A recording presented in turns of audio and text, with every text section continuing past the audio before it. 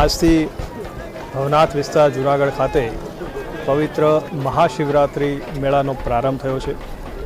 આજ સવારે ભરડાવાવ દરવાજા કે જે ભવનાથ મંદિરથી 3 કિલોમીટર દૂર છે ત્યાંથી સ્થાનિક પદાધિકારી અધિકારી સંતો અને લોકોની સાથે પદયાત્રા કરી અને ધ્વજારોહણ કરવામાં આવ્યું। આ ધ્વજારોહણમાં મોટી સંખ્યામાં સાધુ સંતો અને લોકો એમાં હાજર રહ્યા હતા અને ખૂબ ભક્તિમય વાતાવરણમાં ધ્વજારોહણ કરવામાં આવ્યું છે।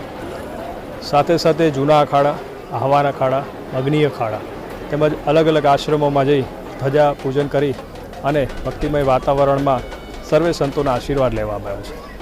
આ વખતનો મેળો અનોખો છે। આ વખતનો જે મેળો છે એમાં યાત્રાધામ વિકાસ બોર્ડ તરફથી સમગ્ર રૂટનું એક સુંદર મજાનું સુશોભન કરવામાં આવ્યું છે। રાજ્ય સરકારમાં માનનીય મુખ્યમંત્રીશ્રી અને માનનીય નાયબ મુખ્યમંત્રીશ્રીના સીધા માર્ગદર્શન હેઠળ આ મેળો ભવ્ય ઊંચાઈ પામે એવા પ્રયત્નો વહીવટીતંત્ર અત્યારે કરી રહ્યું છે। સાથે સાથે આ મેળામાં આ વખતે એક નવા આકર્ષણના રૂપમાં જોઈએ તો આજ સાંજે આપણે સ્થાનિક તેમજ સમગ્ર ગુજરાતના સાધુ સંતોને અહીંયા આમંત્રિત કર્યા છે અને એમને લઈ અને નાયબ મુખ્યમંત્રીશ્રીની સાથે આપણે એક ભવ્ય ડમરૂ યાત્રા પણ કરવાના છે અને સાંજે મહાઆરતી પણ થવા જઈ રહી છે।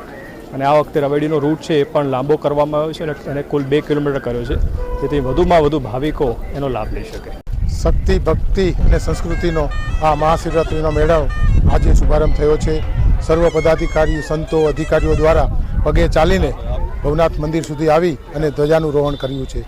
આ શક્તિ, ભક્તિ અને પ્રકૃતિના મેળામાં લોકો મોટી સંખ્યામાં આજે ઉમટી પડ્યા છે।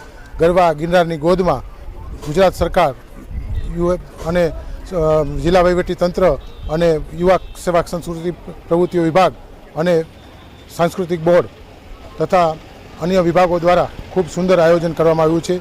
સચિવ યાત્રાધામ વિકાસ બોર્ડ તરીકે પણ મેં આજે સમગ્ર રૂટનું નિરીક્ષણ કર્યું હતું અને રાત્રે પણ આ તૈયારીનું સમીક્ષા કરી હતી અને યાત્રાધામ વિકાસ બોર્ડ દ્વારા પણ રહેવાની, જમવાની, પીવાના પાણીની વગેરે સુવિધાઓ કરવામાં આવી છે।